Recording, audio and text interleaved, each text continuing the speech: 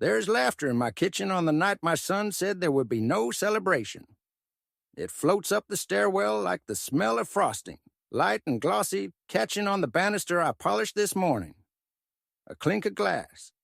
A scrape of chair legs over the floor I mopped until it shone. I stare at the chipped blue teacup on my nightstand steam long gone, a soft cream skin rippling over the top where I forgot to sip and listen to my own house answer back to someone else's joy. Music now, a little too bold for the hour, the tambourine of a song I don't know. His world knocking against mine. My finger rests on the edge of an envelope I slipped under my book as a bookmark, a folded birthday card, corners bent, waiting. The pen line where I wrote "for later" is smudged beneath my thumb. Later, it turns out, has arrived in the voices downstairs. Another slice. A woman laughs bright, effortless. A chorus of "yes, please." Then the soft whoosh I know by heart. Candles inhaled and exhaled. Someone says, "Make a wish." I swallow a small, stubborn ache that flares behind my sternum like a struck match. My son told me there would be no party, no time, work. I nod to the empty room as if it is a witness with a clear memory. The hallway is darker than it should be. I open my door and the laugh line of light severs the carpet. My slippers whisper against the runner as I go, a slow surrender to the noise, the way a moth inches toward a lamp it cannot name. Halfway down, my hand brushes the curve of the banister and pauses on the nick where a toy truck bit the wood years ago. The dent sits in my palm like a syllable I cannot pronounce. Another chair scrapes. The bottle tips. I hear my son's voice full, easy rising above the others. "To another year," he says. A cheer swells, warm like bread. At the bottom of the stairs, the air changes, vanilla and butter, the sugar weight of a fresh-baked thing. I tilt my head and see the glow. Candles spiking up from a cake crowned with berries and glossy sides. The glass clinks again. Then the sound of a knife touching a plate, delicate as wind chimes. I try to pull my eyes away and fail. The kitchen island is dressed in a new linen runner. The good plates are out, the ones I keep on the second shelf. My mixing bowls stand clean in their nest, empty as if I imagined their usual purpose. I freeze at the doorway, invisible in that single step between the quiet hallway and the lit room. My son stands with his back to me, shoulders loose in a way I haven't seen in months, the edge of a grin dialing up his cheek. His wife is beside him, hair tucked behind one ear, the bottle of something sparkling breathing out a last fizzy sigh.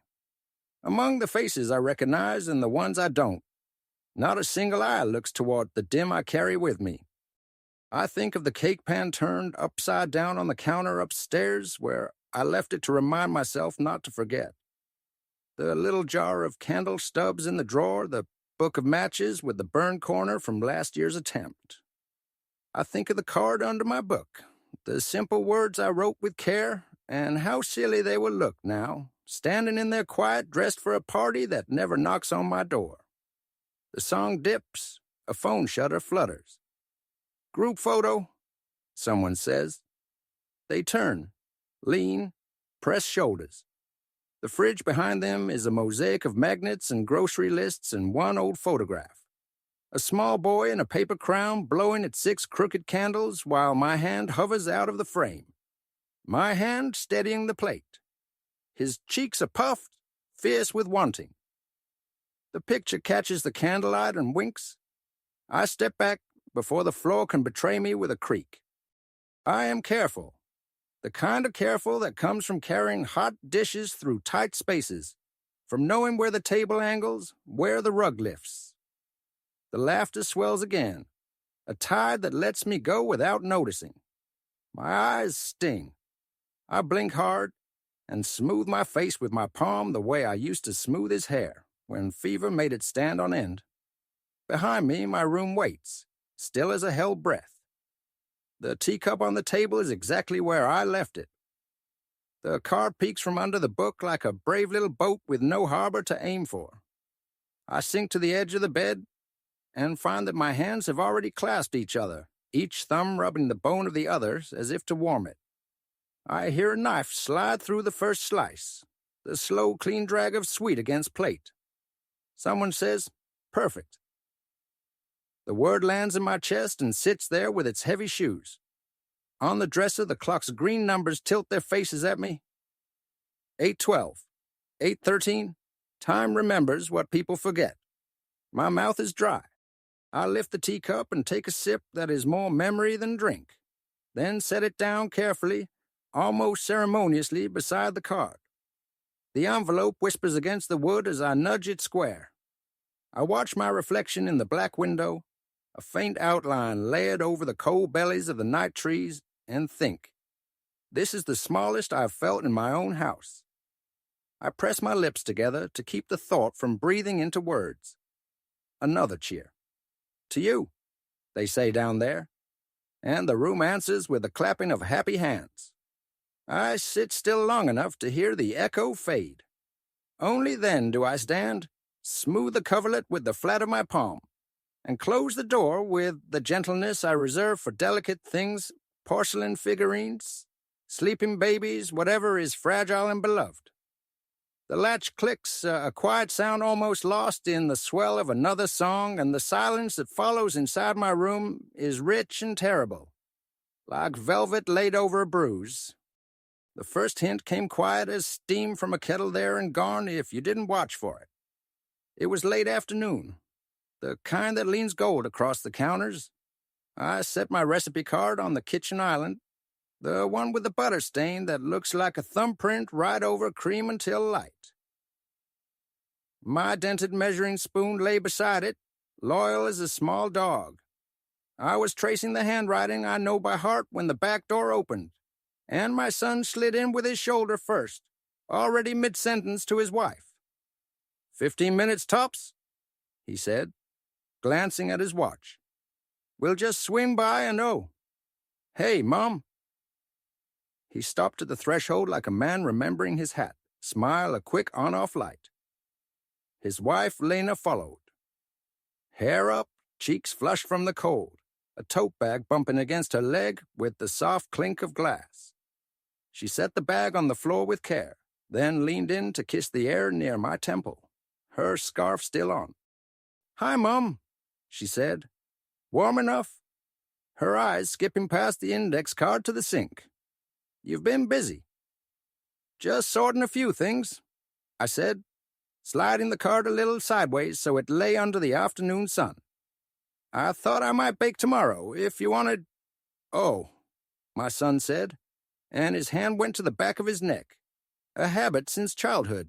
That small rub when he was about to say no. That's sweet, but we're really trying to keep this week easy.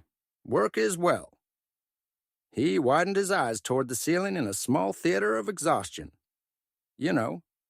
Of course, I said, and knotted the dish towel in my hands once, then smoothed it flat on the counter. Just an idea. Lena was already at the fridge, pulling the handle with 2 fingers as if it might surprise her, scanning the shelves like a traveler reading a train board. Do we have sparkling water? She asked, more to the light than to me. My sister says she'll stop by just to drop off that thing. She wedged a smile into the word thing, bright and vague, and by the time it reached me, it was gone. In the door, I murmured. She found it and took 2 bottles, then hesitated, putting one back, then took it again. The glass chimed against the other, and she winced at the sound. Oops. Sorry, I'm all thumbs today. It's fine, I said, though I felt the small flinch run through the room like a tiny animal. My son had picked up the recipe card and was reading without seeing it, his lips moving around the words vanilla and eggs, his brow drawn into a thought that wasn't mine. He set it down, careful but not where it had been, the butter stain turned away from the light. You know, he said, we're also trying to cut back on sugar. Just being mindful. He drummed his fingers once on the island tap, tap, tap, then stopped as if he'd heard himself. Not that your cake isn't great, it is. I said, and let my gaze rest on the measuring spoon. The dent in its bowl caught the gold of the window and held it like a coin. I can make something lighter.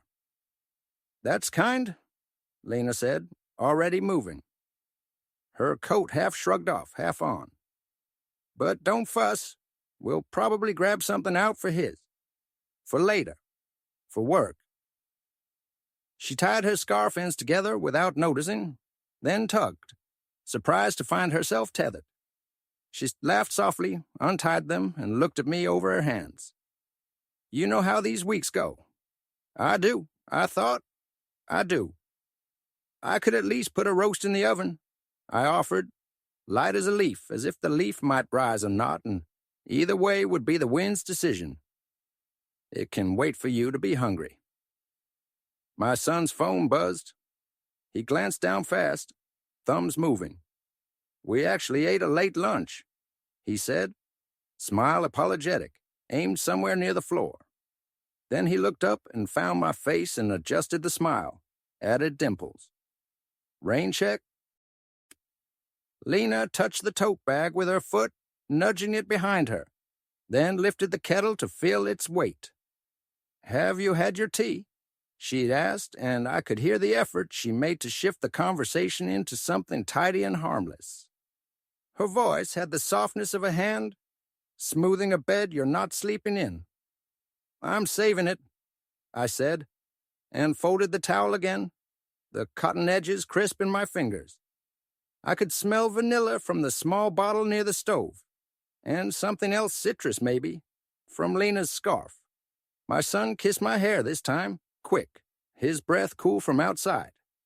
We won't be long, he said, reaching for the tote and thinking better of it when it clinked. Just dropping off that thing. What thing? I asked gently, as if the word were a shy animal I might coax closer. He and Lena shared a look, brief as a blink. Not a secret exactly. More like a spare key one of them remembered and the other didn't. Just a little errand, he said. Don't wait up. I won't, I said, and we all heard the carefulness in it. Lena opened the back door and the cold came in on a ribbon of air that pulled the kitchen curtain toward it, then let it fall. Oh, the runner, she said, noticing the linen on the island. That's pretty. Did you? I smoothed the corner she had set her hand on. It's old, I said. Came with the house, I think. My mother had mended one edge years ago. The stitches were small and neat, little steps across an absent-minded tear. Lena nodded and smiled the way you smile at a photograph of someone you don't know. Don't fuss. My son said again, softer now, his hand squeezing my shoulder in a brief press. We'll be back. Then he was gone into the weather, the door easing shut on the toe of his boot as if the house itself didn't want to quite let him go. After the latch clicked, the kitchen settled the way a pond settles after a tossed stone. The ripples went out, and the surface remembered its shape. I put the measuring spoon in the drawer, the card back under the magnet where the paper crown photo holds court. The magnet slightly crooked, so my boy's laughter angles toward the ceiling. In the window's reflection, I could see myself at the counter, a thin woman in a sweater too big at the wrists, smoothing a runner that no one is coming to wrinkle. Outside, a car door thumped softly. Lena's laugh floated backlight, unbothered as easy as sugar dissolving. I rinsed the kettle and filled it, watched the water climb to the spout with a silvered rush, then set it on the flame. The burner ticked and then found its blue. In the quiet between, I heard my son's voice, the shape of it, not the words, and then the sound was gone. When the water hissed, I reached for my cup.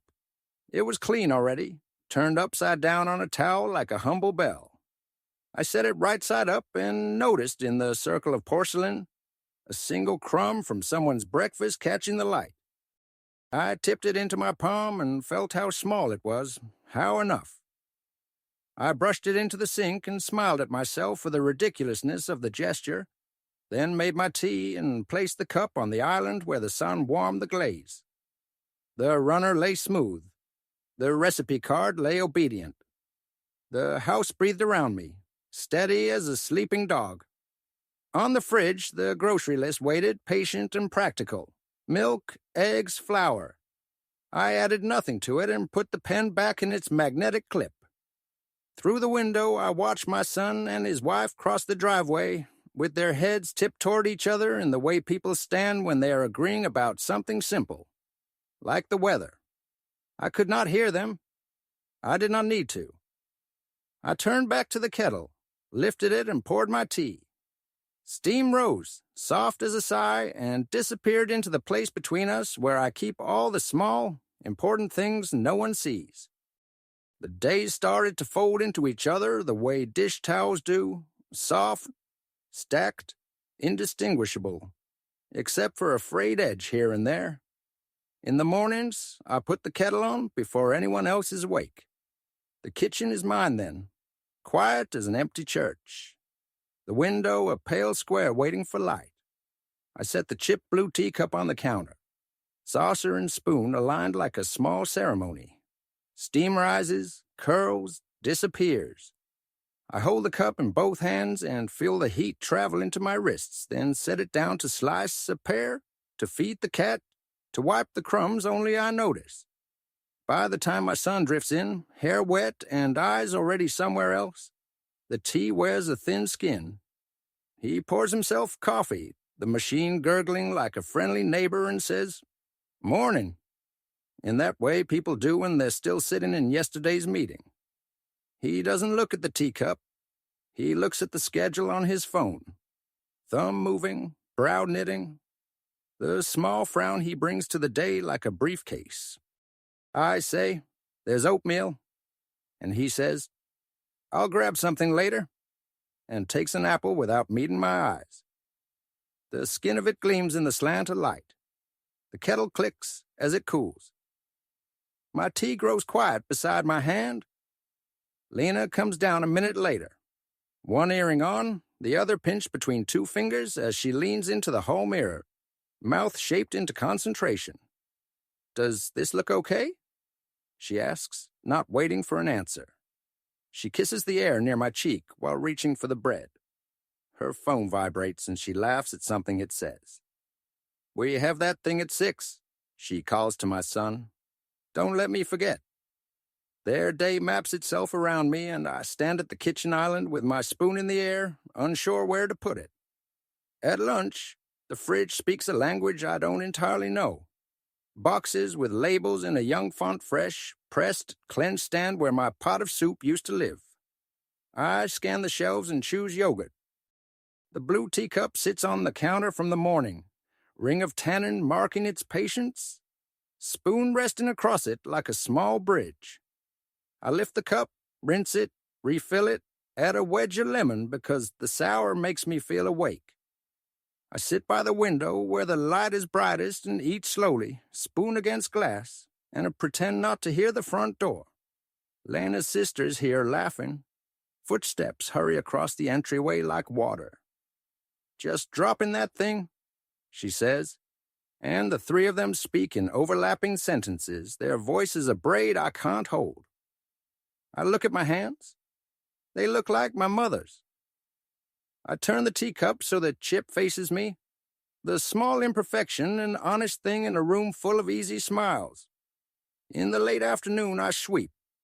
No one asks me to. I don't ask them to notice. I roll the runner back from the island to gather the dust that always collects along its edge. The measuring spoon, the recipe card, I've tucked them away. Better to keep the counters clear. "We're hosting Friday," Lena tells me, distracted, stacking plates she'll later replace with nicer ones. "Just a few people."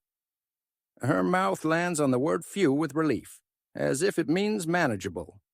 She scrolls through a playlist and the speaker in the corner wakes up with someone else's music.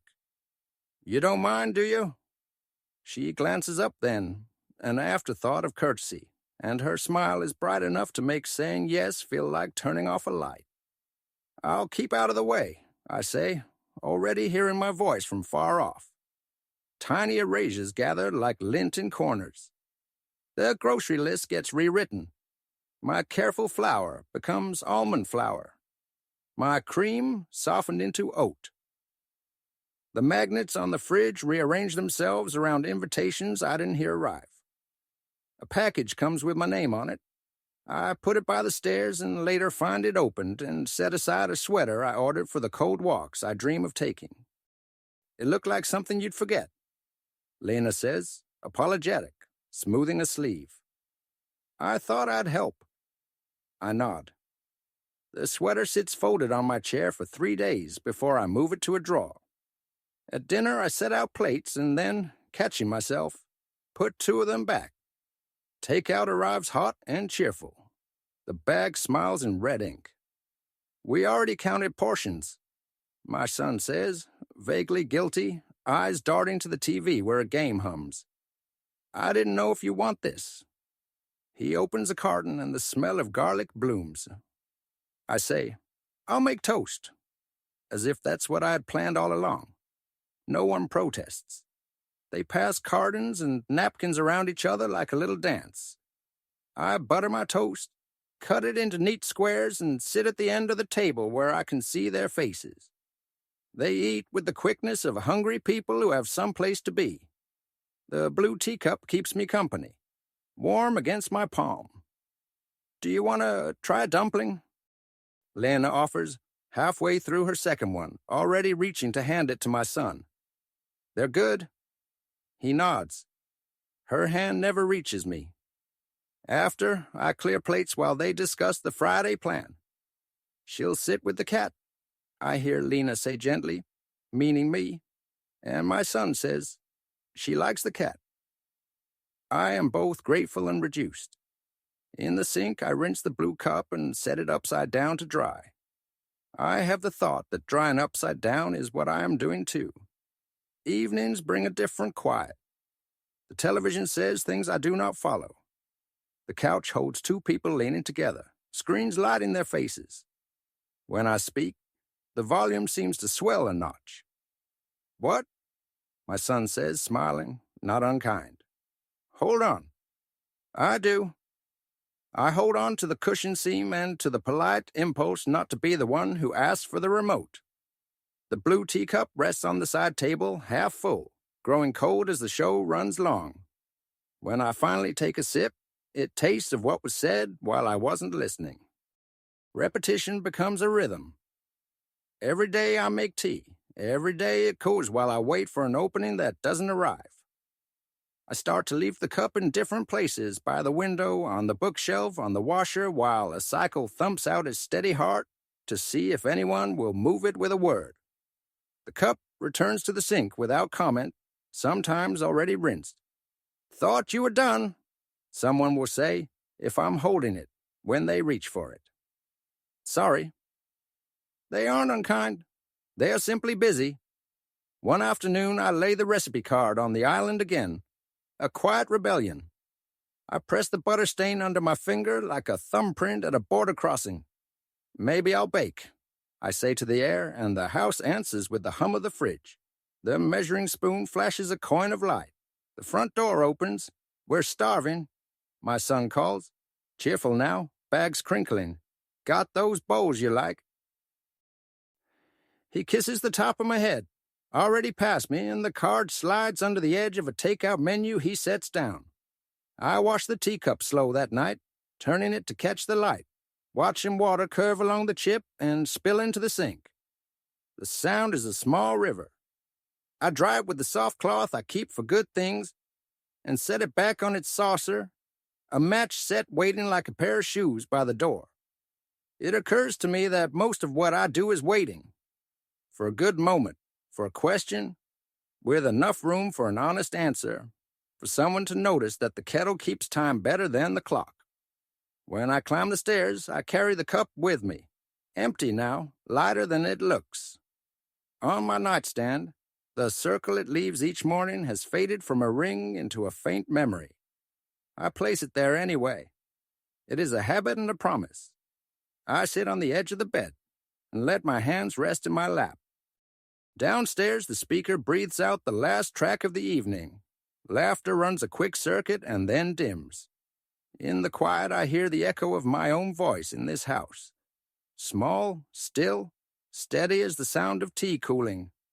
I do not know when I became a shadow moving through familiar rooms. I only know the blue teacup sits where I put it, a tiny witness to a vanishing no one else can see. The memory arrives like warm bread set in my hands. Unexpected, fragrant, impossible not to cradle. It was the summer he turned 6, the kind of July day that sticks to your skin and makes light feel syrup thick. The house hummed with small bodies, a swarm of sneakers by the door, paper crowns crooked on damp foreheads. I had tied crepe streamers to the ceiling fan, red and gold, and when it turned on low, they breathed like the sails of a toy ship. Lemonade sweated in a glass pitcher, seeds winking up through the ice. The radio, old and stubborn, found a station that played bright songs with trumpets and clapping. It sounded like a parade passing our very street. My son was a boy made of knees and laughter, a little king in his cardboard crown. He kept darting into the kitchen to check my progress as if the cake might sneak out the window without him. Is it ready now? How about now? Every time, his curiosity tugged him closer to the bowl as though there were a magnet hidden in the batter. Come here and be my taster, I said, and set the blue teacup, yes, the same chip one beside the mixing bowl. The chip wasn't there yet. Back then, its rim was smooth and whole, a small circle of sky. I filled it with warm tap water and dropped the metal spoons into it so the chocolate wouldn't harden like little armor plates. He leaned on his elbows, leaving 2 flower handprints the size of valentines on the counter. When I handed him the beater, he held it sacred as anything in a church. Only a little, I warned, and he nodded solemnly, then licked a glossy spiral clean with the reverence of a pilgrim reaching a holy well.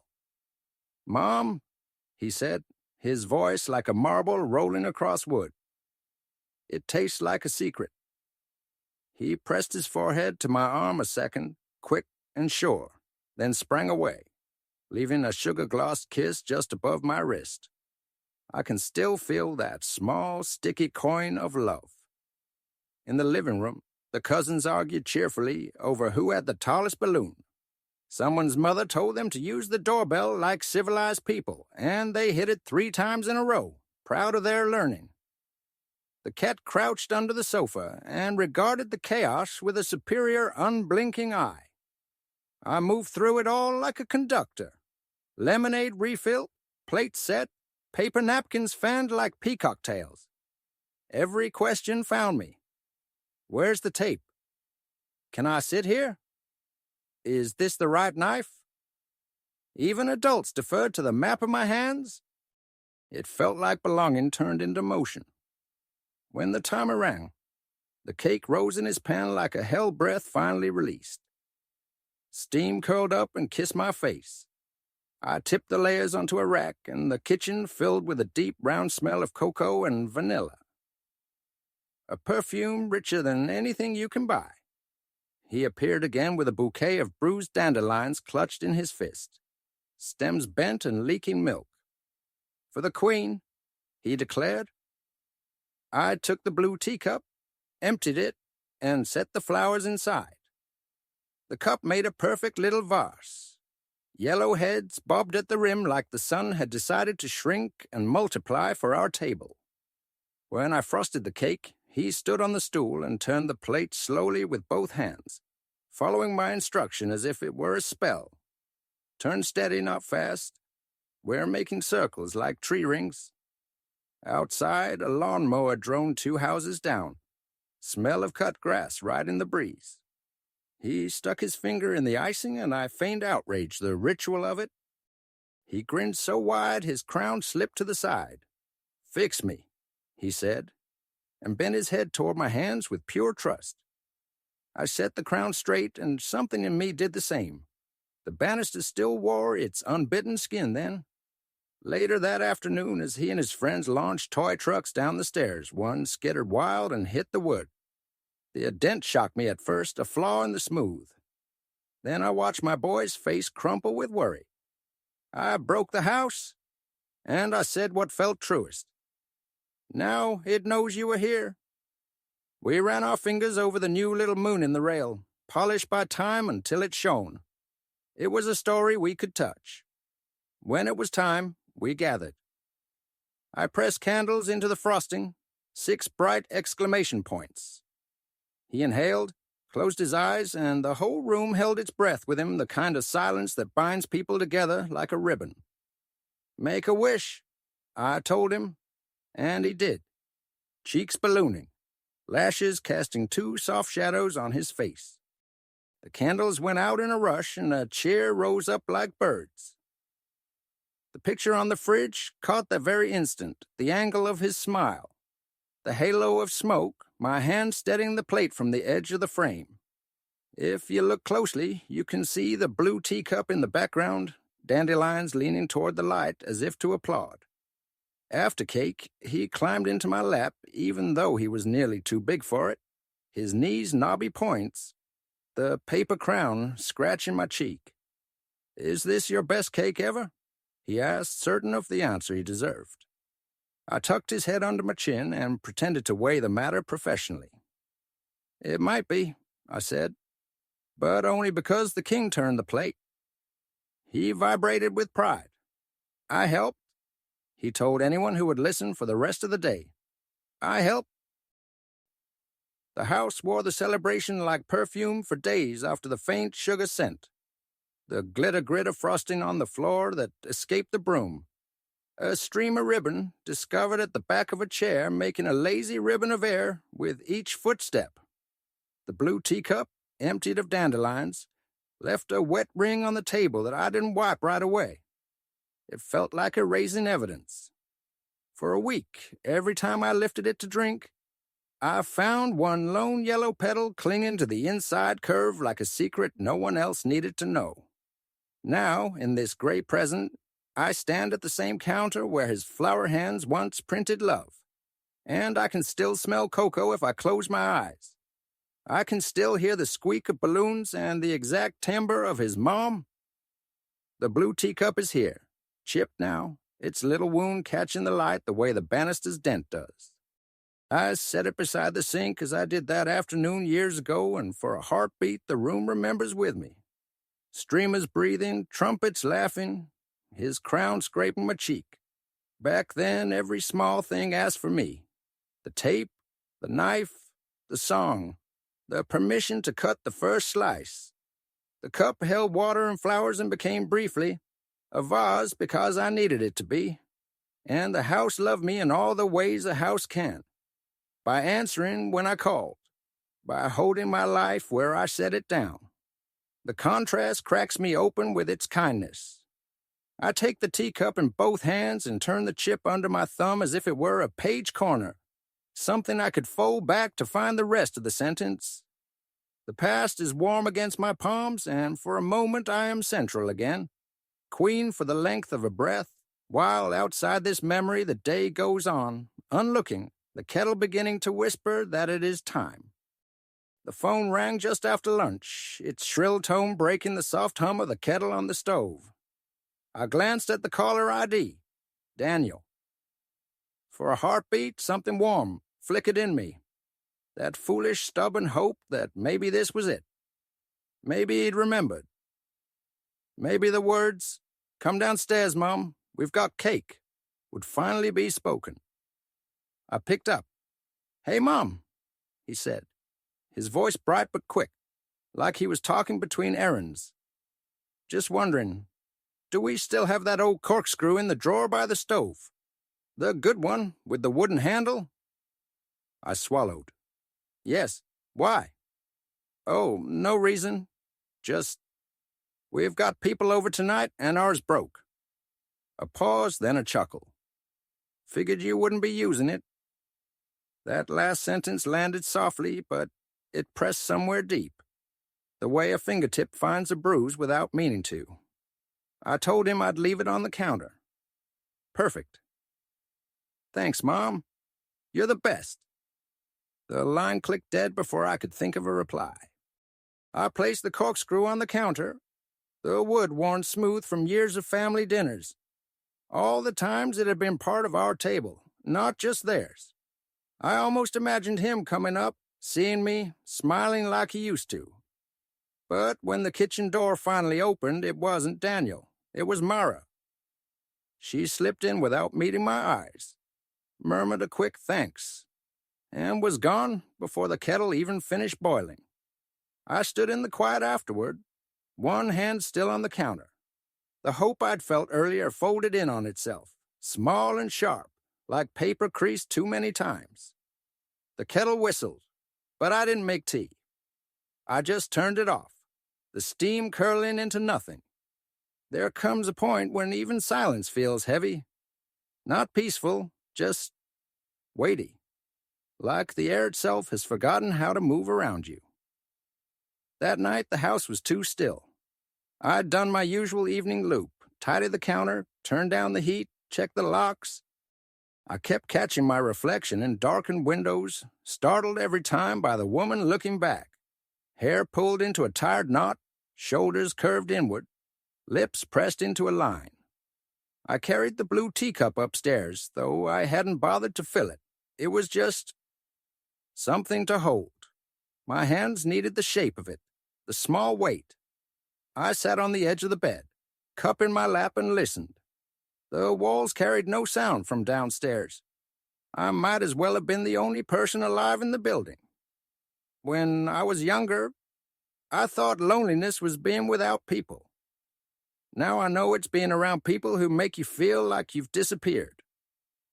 And there's a fatigue in that. Not the kind you fix with sleep, but the kind that seeps into your bones.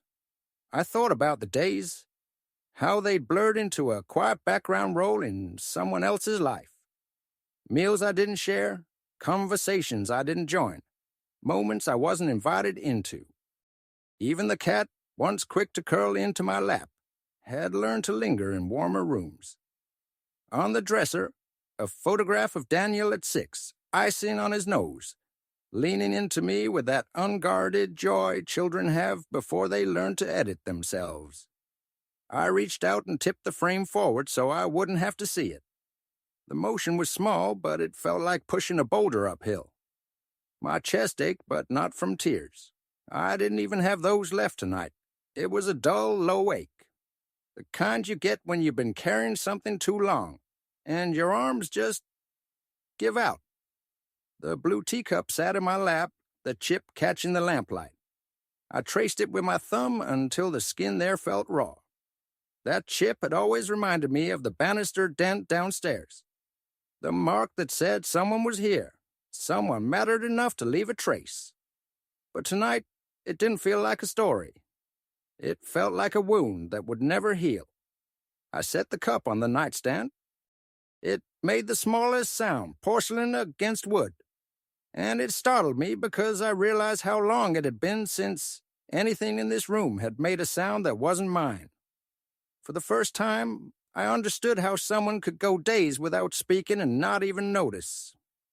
How a life could shrink down to the width of a bed, a chipped teacup, and the shadow of a photograph you can't bear to look at. And in that moment, with the room holding its breath and my own reflection fading in the glass, I felt it. Not anger, not even sharp grief, just the quiet certainty that I had reached the bottom of whatever this was. It happened in the smallest way, the way seeds start, buried, unseen, but already alive. I woke early, earlier than usual. The house still slept, its quiet no longer heavy, but almost hollow like an empty jar. I made tea without thinking, my hands moving by memory. Kettle, lemon wedge, the blue teacup. The chip caught the first pale thread of sunlight, and for the first time in weeks, it didn't look like a wound. It looked honest. Proof that it had been used, that it had endured. I sat at the table, steam curling up into the cool morning. The warmth seeped into my palms, and something loosened inside me. I thought of all the mornings I'd sat here waiting, for conversation, for an invitation, for a door to open. and I realized with a strange clarity that I could sit here without waiting for anyone at all. It was such a simple truth. It startled me. I had been behaving like a guest in my own life, waiting for permission to take part in it. The photograph upstairs came to mind. Daniel at 6, frosting on his nose, that joy in his eyes. I'd tipped the frame forward last night, unable to look at it. But now I thought, that boy had wanted me there, had wanted me central to the day. That was still real, even if he didn't remember it right now. It was part of the fabric of my life, and nothing could erase it. I traced the rim of the teacup, feeling the chip under my finger. That imperfection wasn't a flaw to hide. It was a mark of survival. This cup had poured hundreds of mornings into me, and here it still was. And here I still was. No one else stirred. The sunlight began to creep across the counter, touching the old runner with gold. I pulled the recipe card from its drawer, the one with the butter stain over cream until light, and set it in that sunlight. The measuring spoon followed, dented and loyal. I didn't need to bake today. I didn't even need to announce anything. But laying those things out felt like claiming ground. Quietly, I took a sip of tea, the lemon bright on my tongue, and let a single thought settle in, calm and steady. This will not be the story forever. The kettle clicked softly as it cooled. I didn't move to put anything away. I wanted the side of the cup, the card, and the spoon to greet me when I came back. Little sentinels of my decision. Somewhere upstairs a floorboard creaked, a sign that the house would soon fill with other people's plans, other people's voices. But for now, I held my own, and for the first time in a long time, it felt like enough. The blue teacup sat in front of me, sunlight pooling in its chipped rim as if it were keeping something safe for when I was ready. And I would be. By late afternoon, the house had settled into its usual rhythms, doors opening and closing somewhere out of sight, the murmur of a television in another room. I stayed in the kitchen, alone, with the blue teacup beside me and the recipe card spread flat like a map. I wasn't baking for anyone else this time. That was the point. I measured flour into my favorite mixing bowl, the one with the faint crack running from rim to base. It had been with me through birthdays, holidays, even the burnt batch of cookies Daniel swore were still good when he was 10. The wooden spoon fit my hand perfectly. The grip was smooth from years of stirring. I moved slowly, savoring each step.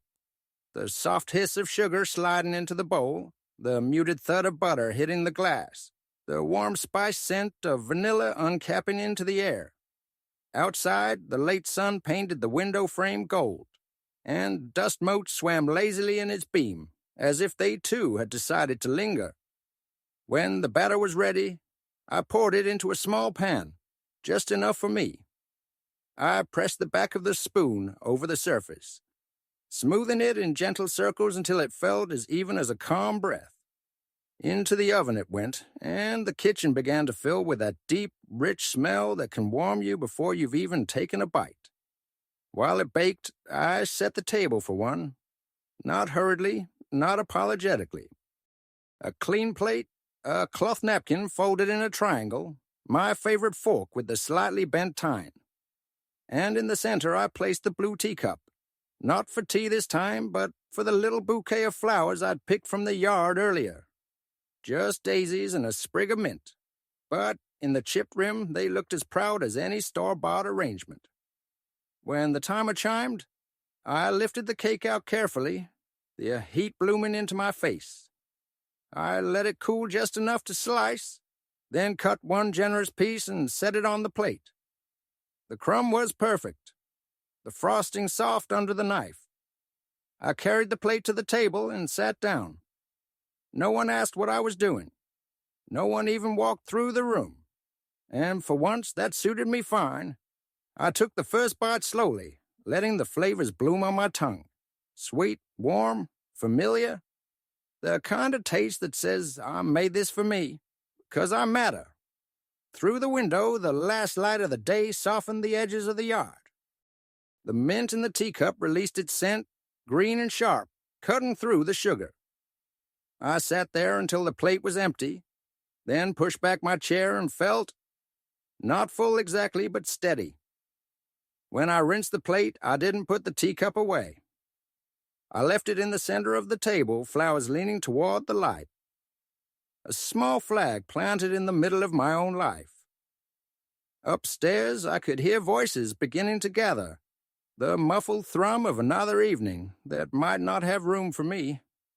But I had already had my own celebration, small and whole. And for the first time in a long while, I didn't feel like I was waiting for permission to exist.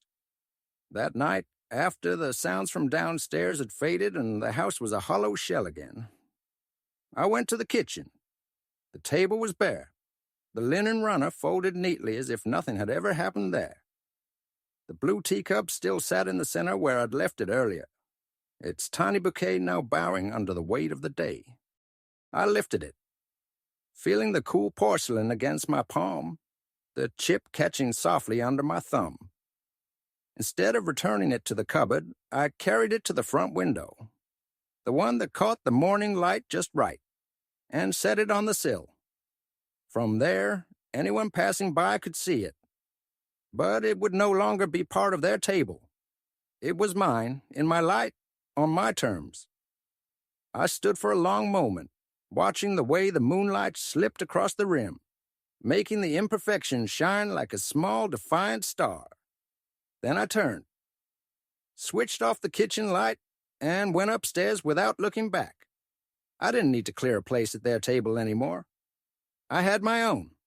And in the quiet of my room, with the blue teacup now claimed and visible, I knew I'd stopped waiting. Whatever came next would be by my choice. The morning after, the world outside my window was washed clean by a gentle rain. The trees shivered, their leaves still jeweled with droplets, and the air smelled faintly of damp earth and lilac. I woke without the familiar weight pressing on my chest. Not because everything had changed overnight, it hadn't, but because I had. Something had shifted, quietly but unmistakably. I dressed slowly in my favorite cardigan, the one with the deep pockets, and padded downstairs. The house was empty. The soft hum of the refrigerator was the only sound. My eyes went to the front window without thinking. There it was, the blue teacup, sitting on the sill where I'd placed it the night before. In the daylight, the chip wasn't harsh or glaring. It was softened, like the mark had always belonged there. The flowers inside had wilted slightly, their stems bending toward the glass, but they still held a trace of their fragrance. I made tea and carried it into the living room, not in that teacup that was no longer for drinking, but in a plain mug. I wanted the teacup to remain as it was, a small, visible marker that I had chosen something for myself and kept it. The steam curled into the morning light as I sat down by the window. Across the street, a neighbor knelt in her garden, coaxing seedlings into the soil. I thought about the quiet power in tending something for no one else's eyes but your own. For years, I had let my worth be measured in how useful I was to others, how well I filled the empty spaces in their plants. But now, sitting here with warm tea between my hands, I felt the faint thrill of a truth I could carry forward. My life did not need an audience to be real. I didn't know yet what I would do with this new space I'd cleared inside myself. Maybe I'd take the train to the coast for a day. Maybe I'd finally paint the kitchen the pale yellow I'd always liked. Maybe I'd bake a cake just because the smell made me happy. The beauty was, I didn't have to decide today. The light shifted, spilling over the chipped rim of the teacup, catching the curve just so, making it gleam. And I thought of all the mornings ahead when I would see it there, reminding me that I had stepped, even if only a little, out of the shadows I've been living in. I took a long sip of tea, the warmth filling me from the inside out. Outside, the rain had stopped and the world was waking up again, quietly, without asking permission. So was I.